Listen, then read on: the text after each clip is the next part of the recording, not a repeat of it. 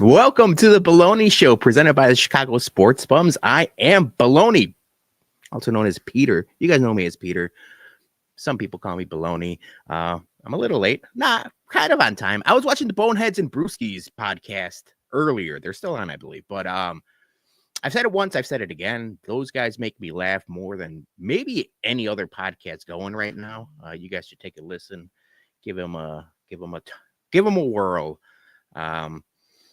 Also, I had my hood up. It is freezing in my basement, at least. We're in the middle of November. Weather's turning, but we don't have trying not to put the heat on all the time.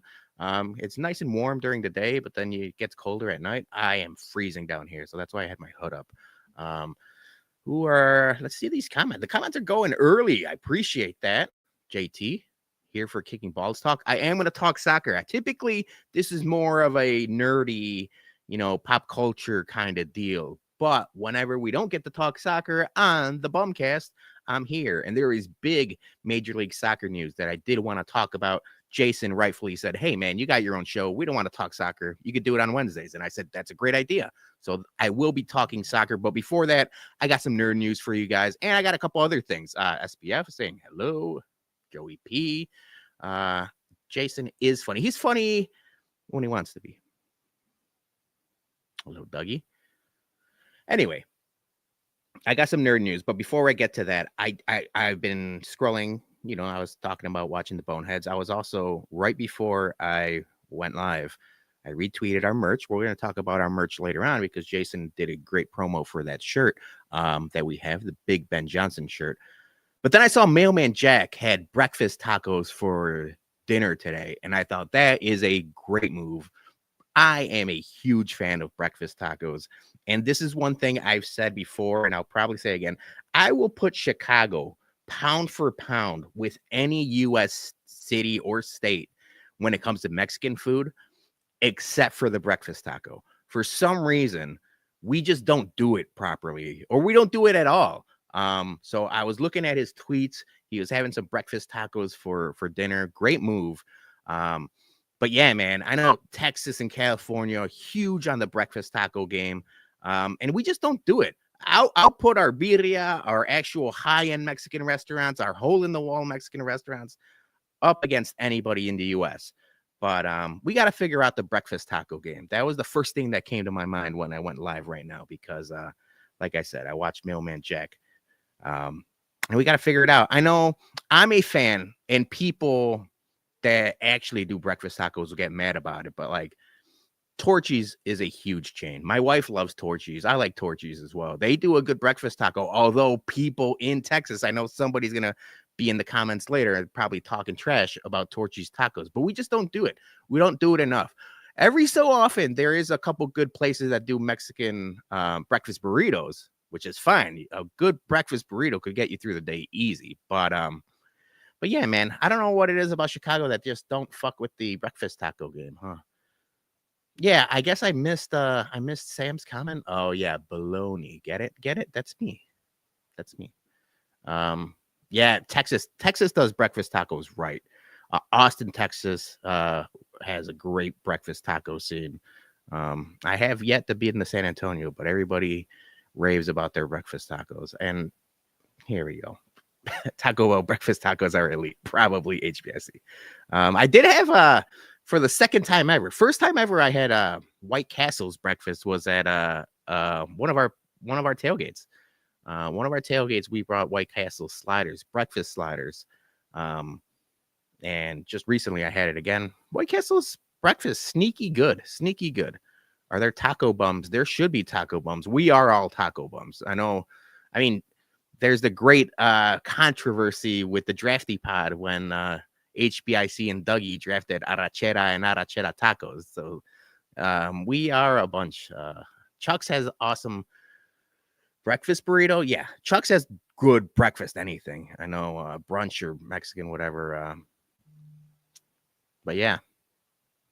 What makes a good breakfast taco? I would say the fluffiness of the eggs and the quality of the asada, which is typically what I go for. But you could do, breakfast carnitas tacos. You could do a bunch of different ones, but it's mostly the quality of the meat and the fluffiness of the eggs.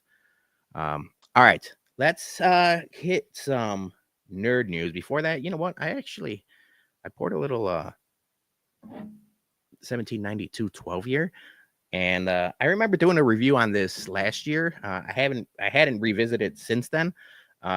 Sneaky, really good. I know it won some awards in a blind. It was a whiskey of the year, and I said I don't think it's whiskey of the year, but in a blind, I could see where like it picks up points.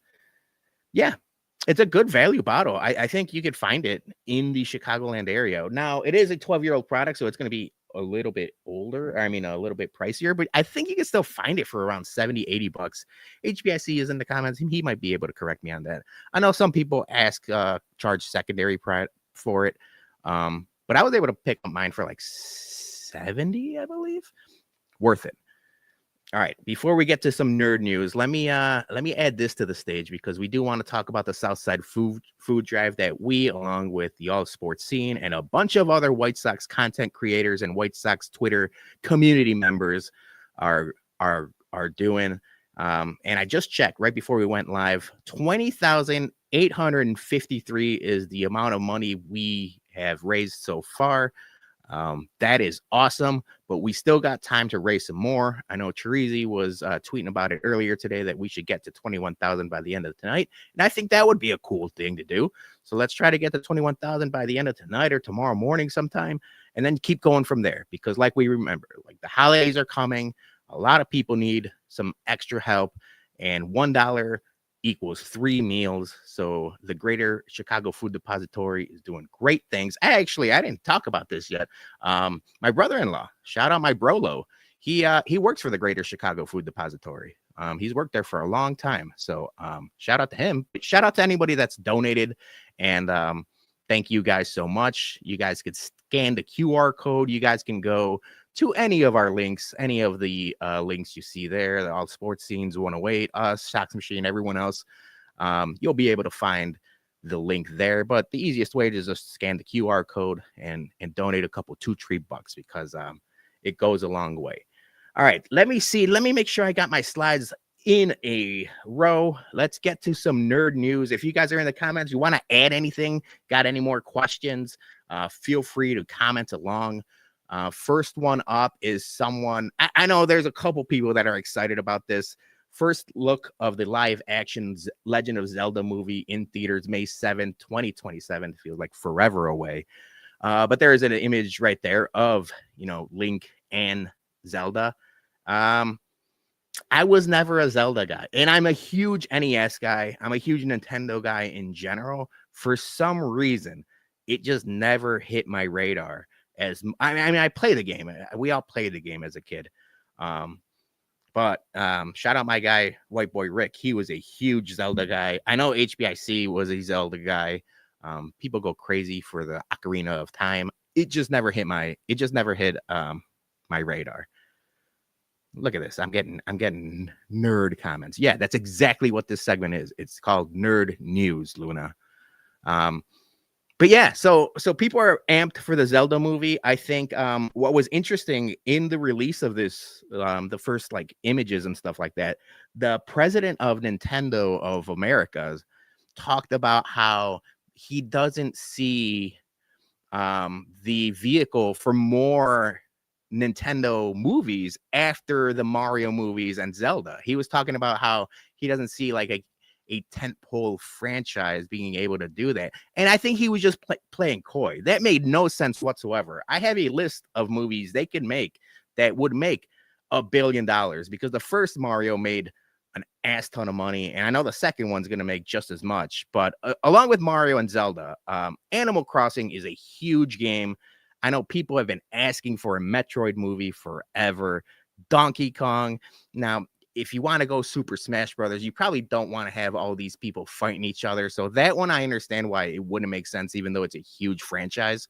I know, Super Smash Brothers was a huge game growing up, and everyone played in dorm rooms and in high school and stuff like that. And still, it's still to this day, it's huge. But I could understand why they wouldn't want to make that movie because you don't want your franchise icons fighting each other. But you could transition from Mario to Mario Kart. You could do a Mario Party. You could do a Yoshi movie. There's a bunch of movies they can make. I was shocked that he said like, I don't see us making many more movies after Zelda and Mario. But like I said, you could probably he was probably lying. That was a bold-faced lie from that guy. Metroid would be a good one. I think Metroid would be a good like series. Like you could probably stretch it to like one of these streaming services, Netflix, or I mean, they're all one big conglomeration, Paramount, or whatever you want to do.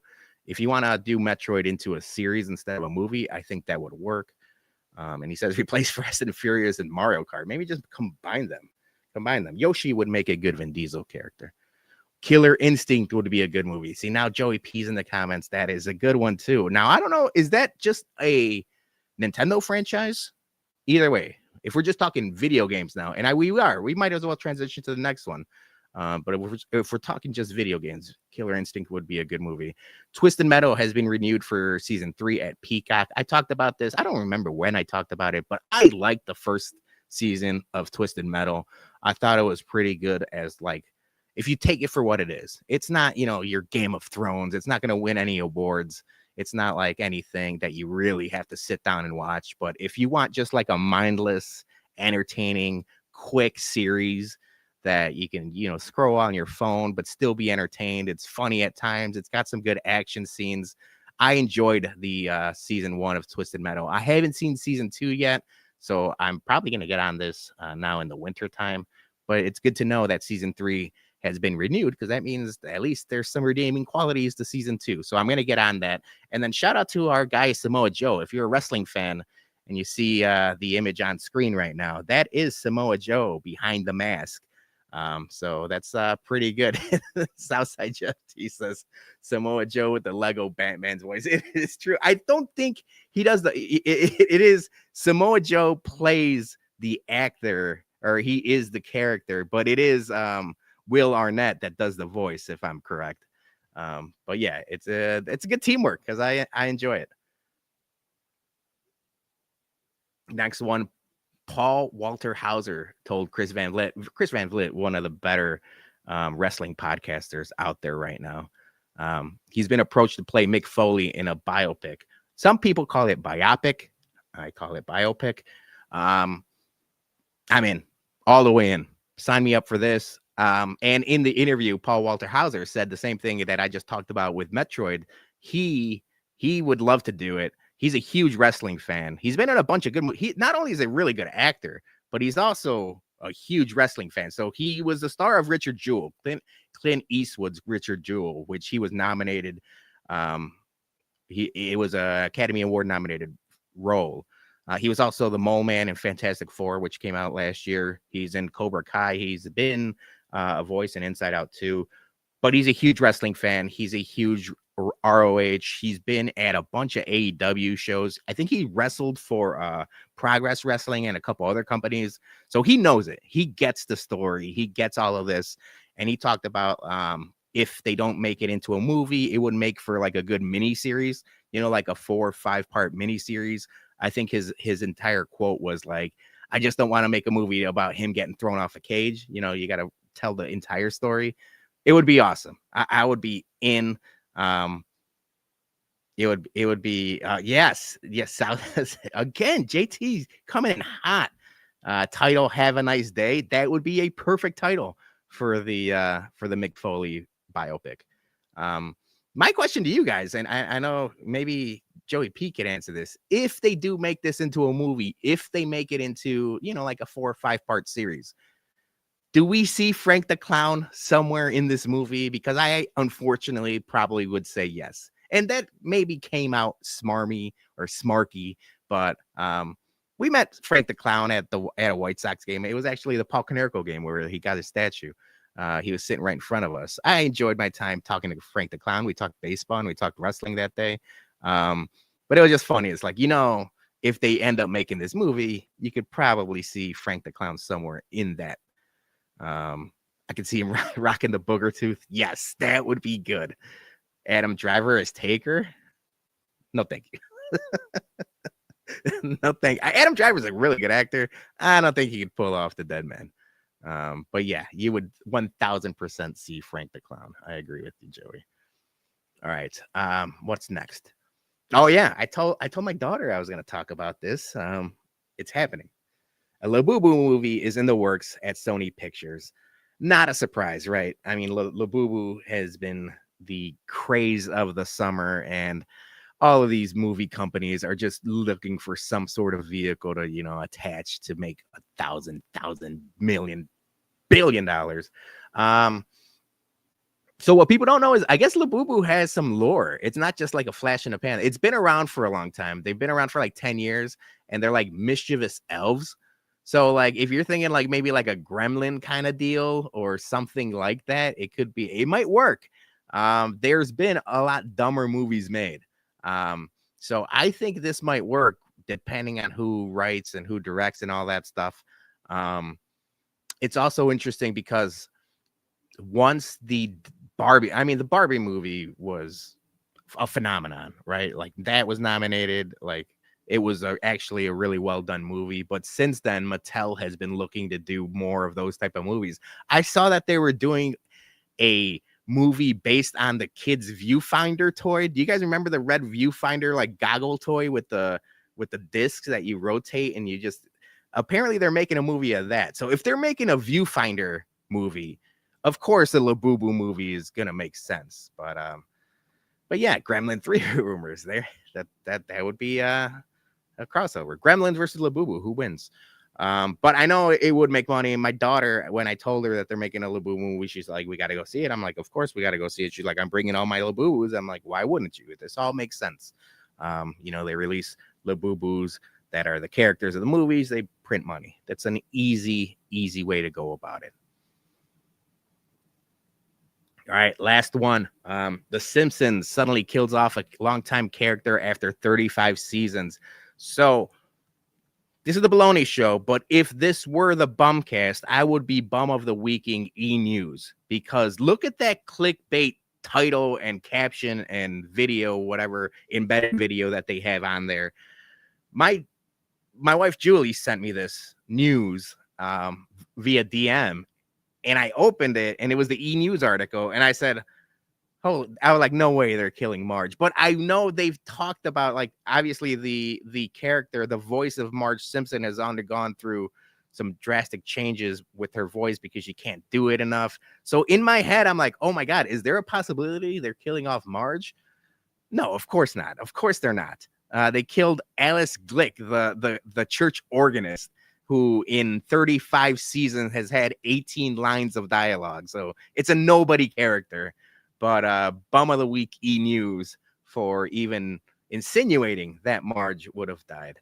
It was bad. Yeah, did Eric Lambert blog this? Eric Lambert is working now for E-News.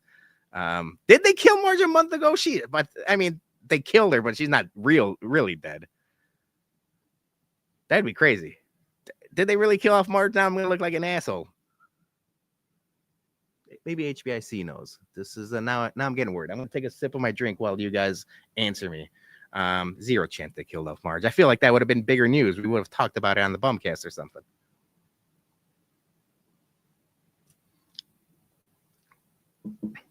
No idea. Perfect. Oh yeah, a dream sequence. Get out of here, Jordan. Get out of here. I will say though, I do remember, and obviously it's been going on for 35 seasons. I was a kid when I used to watch it, and I loved it, and I still go to bat and saying like the first 10 to 12 seasons are some of the best television ever. They don't make or maybe I'm wrong, and maybe they do. I just don't see it, and it doesn't come across our radar just as old men nowadays. They don't make like events, like TV show events, like crossover. Do you guys remember like some crossover events, or even like the Jetsons meet the Flintstones? I felt like that was like a big deal. Or like Who Killed Mr. Burns? Everybody was waiting all summer, and I remember like people were calling into the radio stations to guess on who killed Mr. Burns, and it was like a huge thing. Like that would it was like gigantic storylines. I feel like they just don't do that anymore. Like Yes, the critic crossover. It stinks. Actually, we just talked about this on Twitter because you were complaining about 6'7", and I said you sounded like the Scooby-Doo Jimmy Carter line. So yeah, dude, we quote The Simpsons all the time still, but I just feel like see, yeah, Abbott Elementary crossed over with Always Sunny. I didn't know that happened, but that seemed like it should have been a bigger deal. But like Always Sunny is in like FXX now, and then like it's on streaming. So like, like Simpsons at the time, it was still on major TV. Like anybody could watch at any time. And I'm actually going to talk a little bit more about that when we get to the MLS talk, because they announced their streaming deal for next year, and it's actually better than last year. But yeah, Archer crossed over with Bogbird. I did see that one. I did see that one.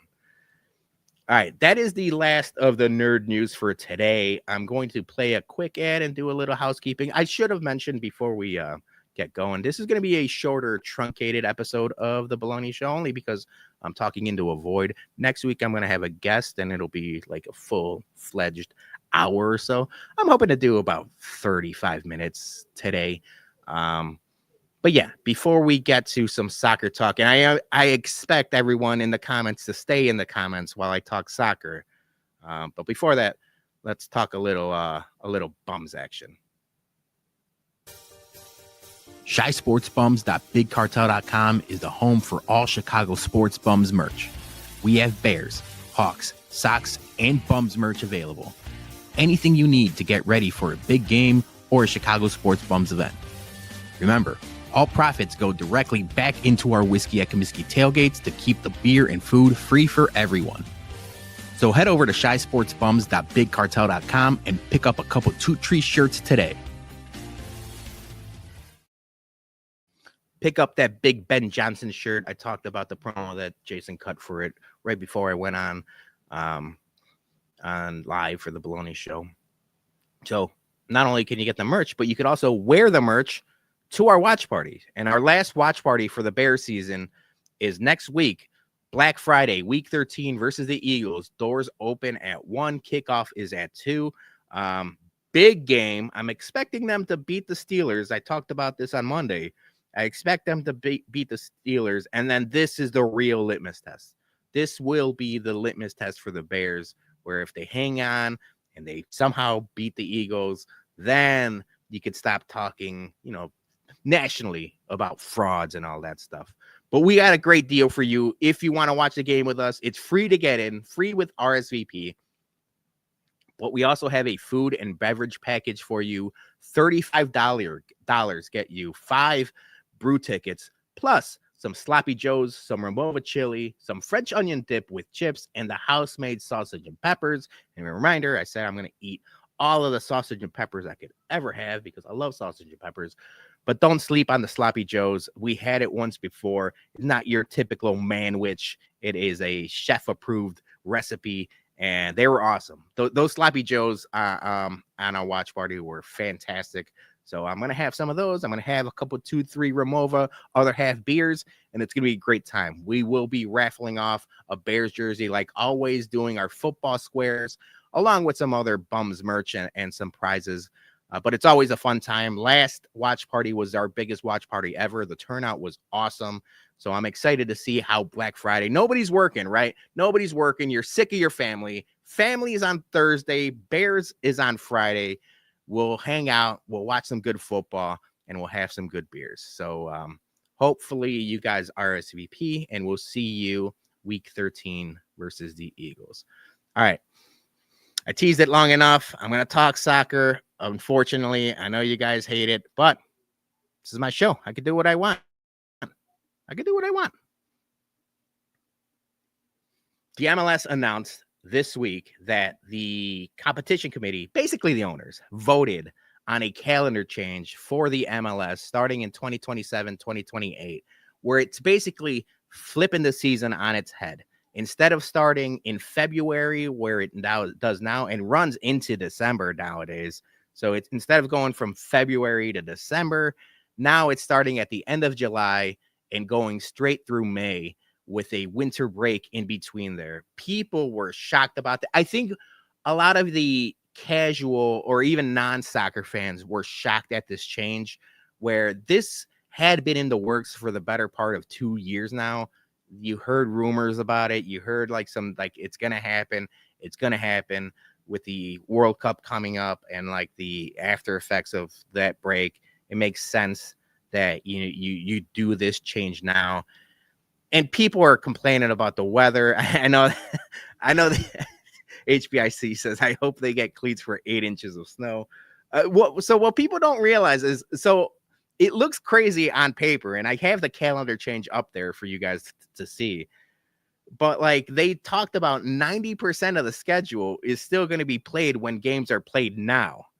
It's just that the like I mentioned, the calendar flips, and a lot of people don't realize the benefits to the calendar shift are tremendous, not only for Major League Soccer, but for U.S. soccer in general. Most of all, it aligns with the European and FIFA calendars, where if you want to be taken seriously as one of the preeminent leagues, domestic leagues in soccer, you kind of have to be on the same schedule. It hurt for the longest time that you're trying to trade with these European clubs, or maybe selling a player or looking for a player in return. And a lot of the times, a lot of the stars came in July instead of the start of the season, because in Europe, their seasons didn't align and they were still playing when our season started.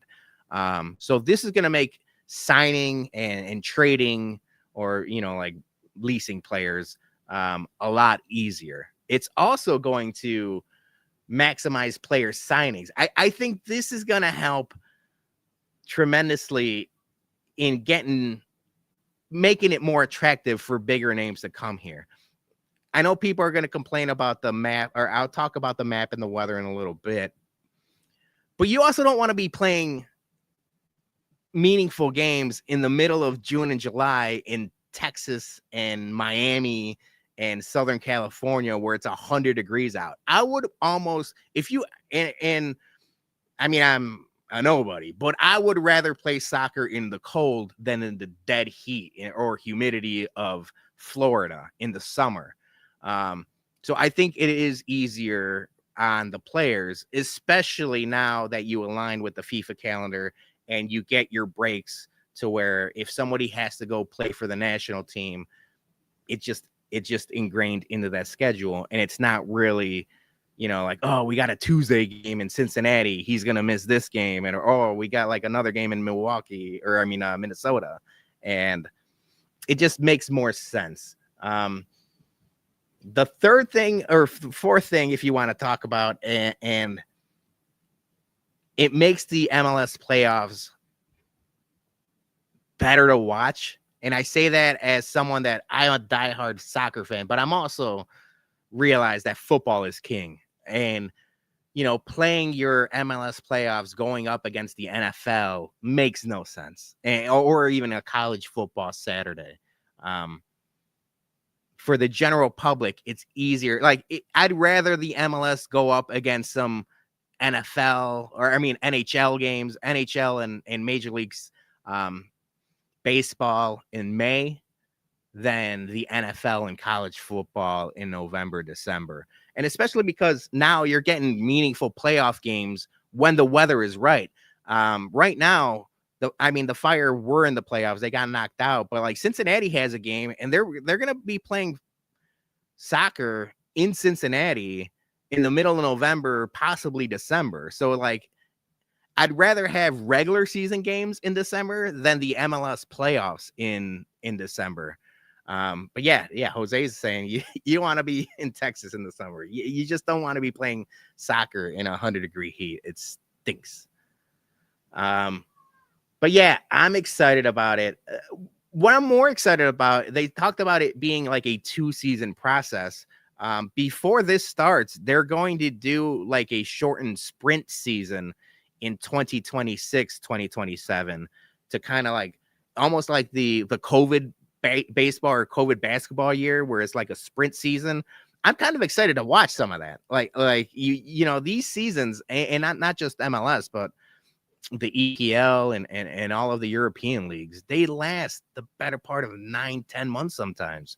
So I like that they're trying to do this sprint season to get ready for the 2027-2028 year. So I'm all for it. I know they talked about the weather and like how you could avoid, like Chicago, Minnesota, Cincinnati, Columbus, all of those like cold weather cities.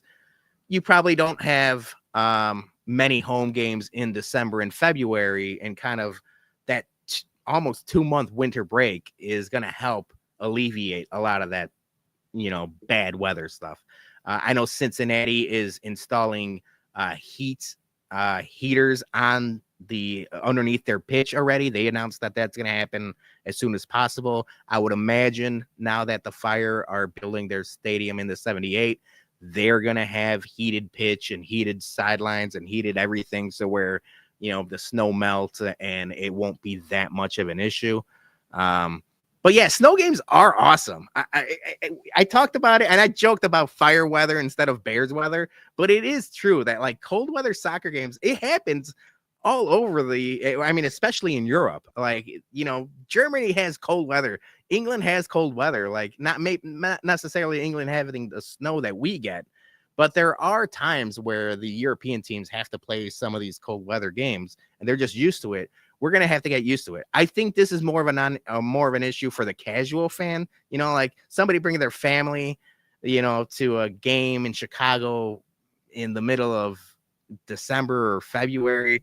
That might be an issue, but like the diehards are going to be there. And that's where MLS and the Fire specifically, I think, are leaning on that. Like once you build that stadium, once you have all these deals in place, you're going to have a lot of the regular season ticket holders, stuff like that are excited. I think this is a great move for the MLS. It probably should have happened sooner than now, but now they can be taken seriously. And I'm not saying that they're going to be an EPL or a Bundesliga or even like the Italian league or La Liga, but with the money that the owners are investing, the money from TV deals, and the attendance of some of these MLS clubs. What people don't realize, the MLS attendance is up there with some of the better leagues in Europe. And I'm talking the big names.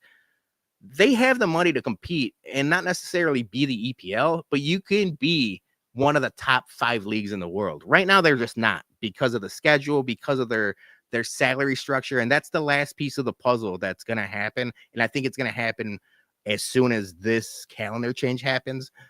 The salary cap and the designated player structure that the MLS currently has is probably going to go out the window. I think it's going to be more of an open market. You have owners already talking about they want to be able to spend however they want. And, some of the bigger markets are going to kind of dwarf the smaller markets. And that's where some owners are worried about. But that happens in every league. That happens in baseball. That definitely happens in Spain and England. And that's just like some of the breaks. You have to deal with what you're giving. And as soon as they change from this schedule and open up the salary and the roster restrictions, I think it's gangbusters for them. It just makes sense. So with this change also comes realignment. They talked about it being a 30-team single table, but they are going to be realigned into divisions, basically. So the divisions will play home and away every season. You get a home, like if you're looking at the Fire, this hypothetical, this is the best one I saw. And a lot of people are saying that this is as close as it's going to get to the real thing. They haven't announced it yet, but this makes sense. So I use this one compared to a couple other ones. But say the Fire play Columbus and Minneapolis, they're going to play home and away each time. And then everyone else, you either play home or away every other year. So similar to like a rotating schedule in the NFL. One year you play them at home, the other year you play them away, and then in your divisions you play each other home and away each season. I like this. I like that it's a single table. It's similar to a lot of other leagues. They're just catching up. They're playing a lot of catch up, and this all makes sense. So I'm excited about that. There were talks about like how do you deal with some of the travel, but this is about as good as you can make it. Obviously, the LA teams traveling to Texas might be a little bit more of an issue, but I think this all makes sense. So I like it. I like that you keep some of the rivalries. The Vancouver, Seattle, and Timbers are all big rivals. Chicago with Columbus and Minneapolis. I like that you keep a lot of what you have already.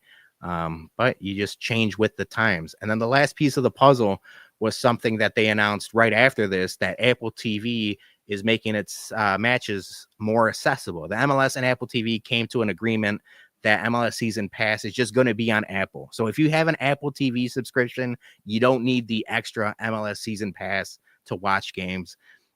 I think this is a no-brainer. You just got to make games easier for people to watch. And this is not just a soccer problem or a Major League Soccer problem. This is an all sports problem right now. We complain about it all the time with the NFL, streaming all over the place. And, casual fans, like someone like my dad, when I tell him you have to go into Apple TV and you have to have a subscription, you're just losing a bunch of fans. I remember as a kid, man, I mean, I'm a big sports fan just because of my friends and family and how I grew up. But like, there's just an ease of access as a kid, being able to watch baseball on WGN, being able to watch the Bulls on WGN. That's how you become a fan, right? Like, oh, yeah, I'm done with my homework. I'm going to watch the game. Kids nowadays, I don't know if they're doing that. Obviously, there are some. I know my cousin Javi has 2 kids that are just diehard baseball fans. They're watching the Cubs, as much as they can. But I don't know if like just the casual sports fan has that access and ease of access now. And I'm glad that the MLS is trying to make that. Now, the other part of that is, you should probably make this where maybe you get some fire games on WCIU or WGN, and you still are able to catch some of the over-the-air markets. But just getting rid of the subscription is great. I know WWE is in a pickle right now with Netflix and everything else about that. It's everywhere. It's everywhere.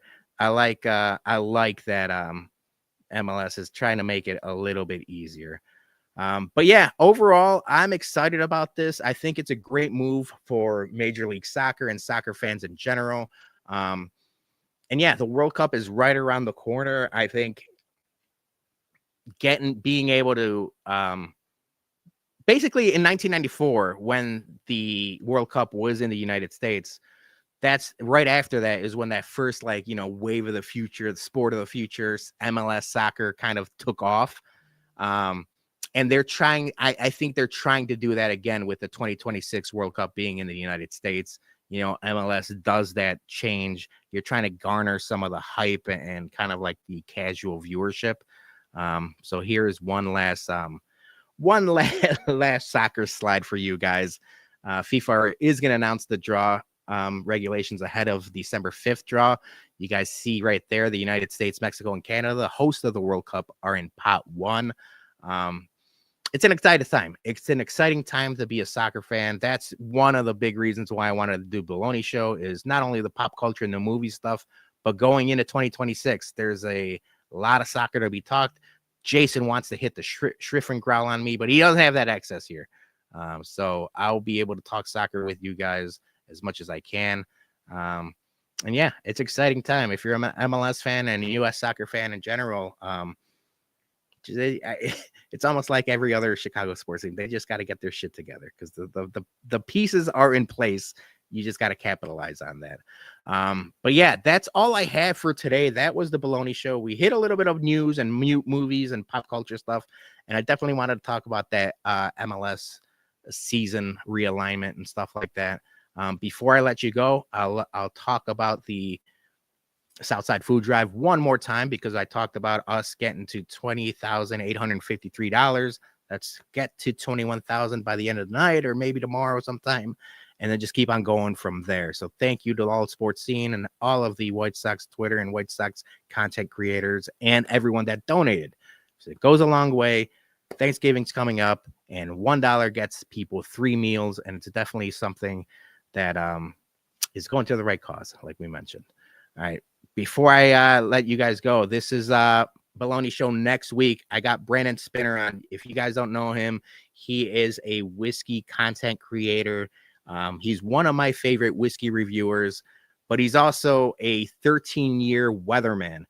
He was a weatherman for 13 years, kind of all over the Midwest, and he just recently quit his day job to do whiskey content full time. I thought that takes a lot of balls.